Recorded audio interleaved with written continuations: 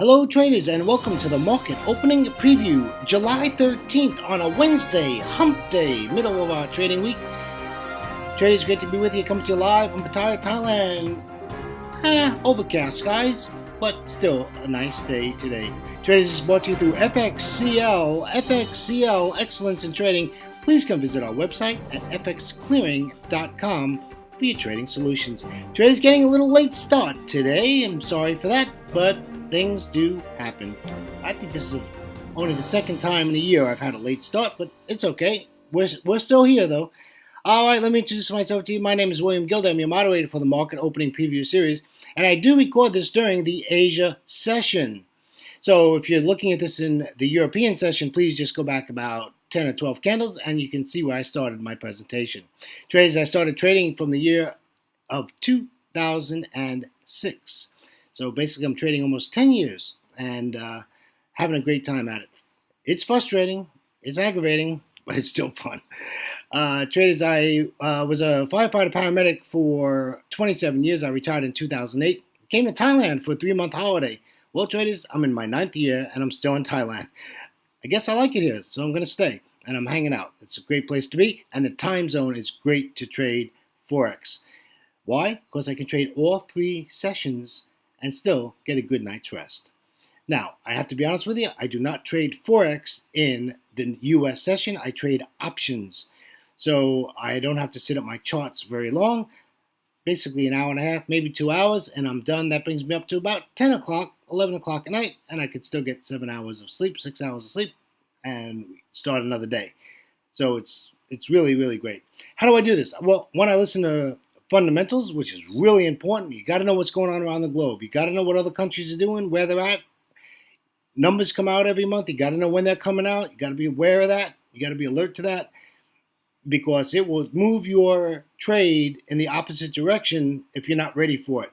And, I don't know, when I was a Boy Scout, what was the saying? Be prepared. Yeah, that's exactly. Be prepared. Because when somebody gets in front of a microphone, they say something, what I would say, stupid, what happens to your trade? It goes in the opposite direction, right? So we always want to have a minimal drawdown and get to break even as fast as possible. However, I am more of a technician. I love candlestick charts. I look at candlesticks because candlesticks tells me a story. It tells me where price action possibly is going. I love support, resistance, price levels. I love the 20, the 80s, and the 50s. I watch those price levels all the time. Always look left of the chart. You hear me talk about left of the chart all the time, every day. It's so important to see what happened in the past, right? Because price reacts to those levels. It's so, so important. So what I do is I take my fundamentals, I take my technicals, I put them together. What happens? I come up with a trade plan. Once I have a trade plan, I have a plan. I put it into action. It either works or it doesn't work. If price doesn't come to my level, I get out, right? Or I don't get in.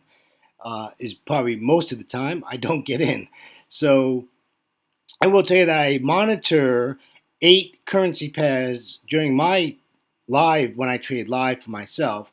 I watch 8 currency pairs, and because if you go over 8 pairs, I don't think your brain can handle over 8 pairs at one time on one screen, right?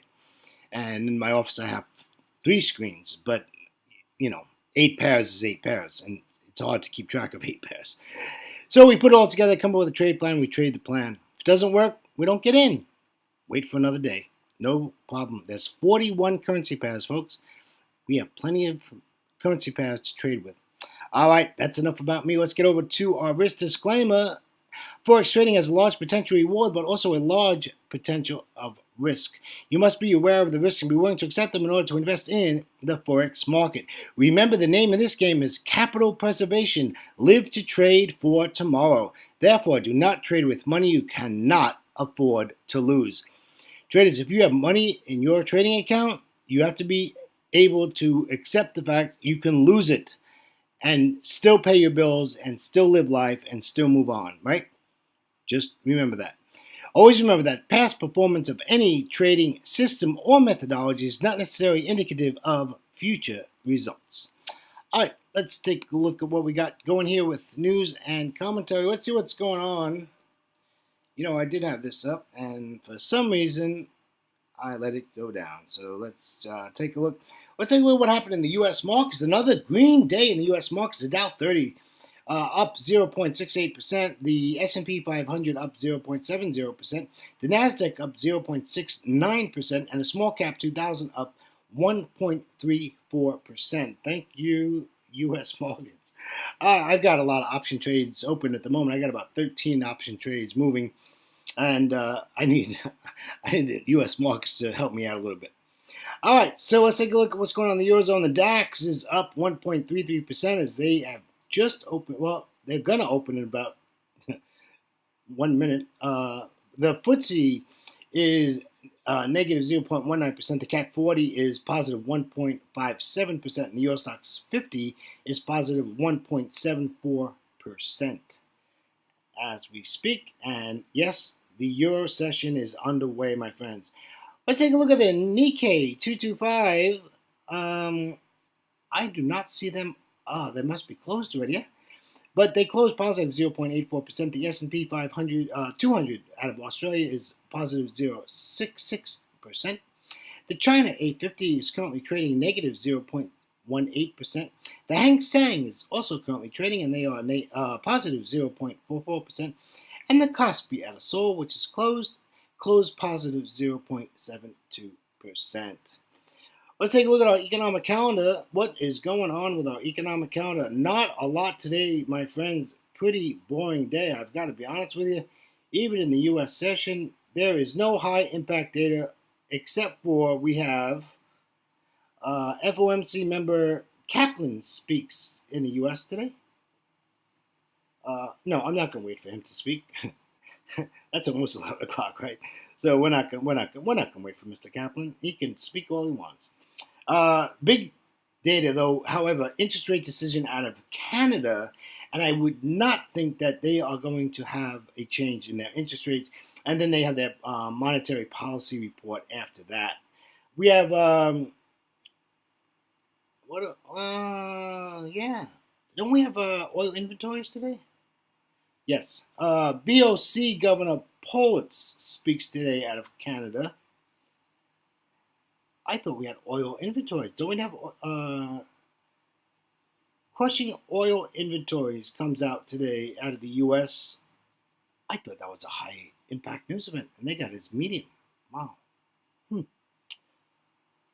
So that's what's going on. Not bad for data. A lot of medium impact data to keep the markets moving, and that's what we want to see. So that is really a good thing for us as we move along. My commentary for today is the markets are moving. We're seeing price action. Might not be the price action I want, but at least we have price action. It is summertime, and we are seeing the low volatility in the markets. There's no doubt about it. Welcome to the summer. But it happens every year, and you can still make profits. Just have to trade, what do we say? Trade smart and not hard. All right, here's the euro dollar. Look at this. This euro popped up and then came all the way back down. This actually did hit our target price yesterday, my friends.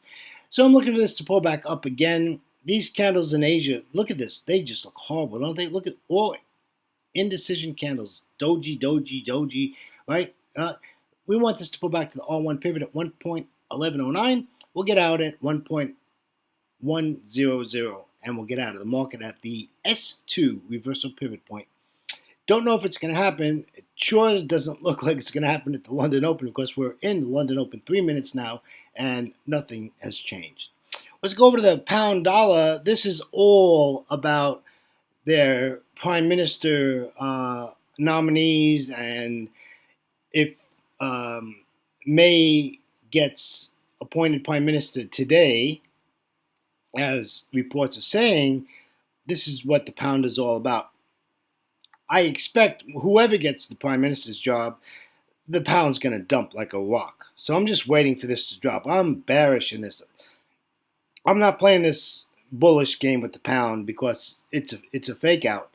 And this is going to dump back down. I'm very bearish. We want to get it at 1.3272. We'll get out at 1.2855 at the R1 pivot point. I'm sorry, S1 pivot point, and we'll get out of that. But right at the moment, this keeps moving up a little bit at a time, and it's all about politics. Folks, it says this is just not, the pound is not strong, right? The pound is not strong, right? The dollar is strong, so this is bearish, but this is politics. This is waiting for their new prime minister, and then this is going to dump like a rock. Trust me, my friends, that's what's going to happen. Take a look at the Aussie dollar. Not much happened. It did move up a little bit. Now we're in congestion here at the daily pivot point. I want this to, it's already retested the daily pivot point several times, so I'm looking for a bearish engulfing candle at 0.7589, and we'll get out at 0.7477. Nice trade, over 100 pips. We can do this. This Aussie can do it. We have enough data coming out today where this can move to the downside. So I'm bearish, as I've been for years, on the Aussie dollar. I just want to sell it. However, we're in this range. It's not moving anywhere. It's not doing anything. So I'm not going to do anything either. We're just going to wait and see, right? And beware, as you can see, that R1 has a 200 exponential moving average at it. I think we might get a bounce there, but I don't think it's going to be a big deal, the 200. I think it's going to go right through that 200 exponential moving average.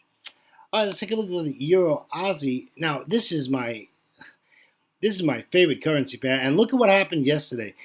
Can you see, if you look a little bit left of the chart, where the 10 exponential moving average crossed the 55 moving average? That was your entry, my friends, and you ended up in a great trade yesterday on the Euro Aussie.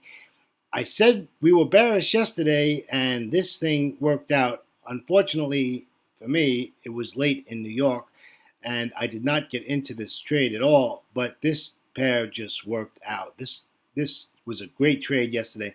So I didn't fib this. Why? Because if you look at this spatially, right?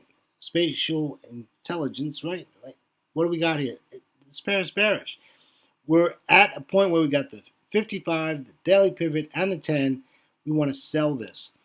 However, the only thing I don't like is that the 10 exponential moving average is underneath price. I want to see that above price.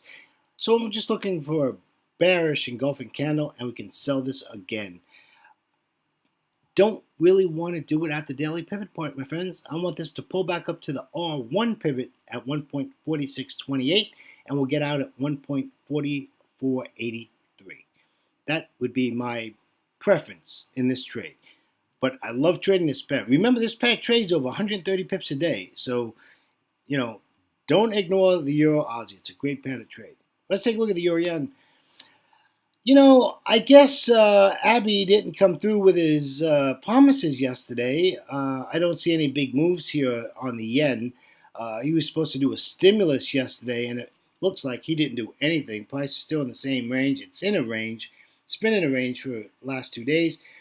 I'm bearish on this, and I have been for a long time. My bias is bearish. Just look at a daily chart. So we'll try to get in at 114.68 and 66, and we'll try to get out at 111.92. Folks, that's over a 200 pip trade if it works. And I think it will work, and I think it's a good trade. It's probably the best trade out of all of them.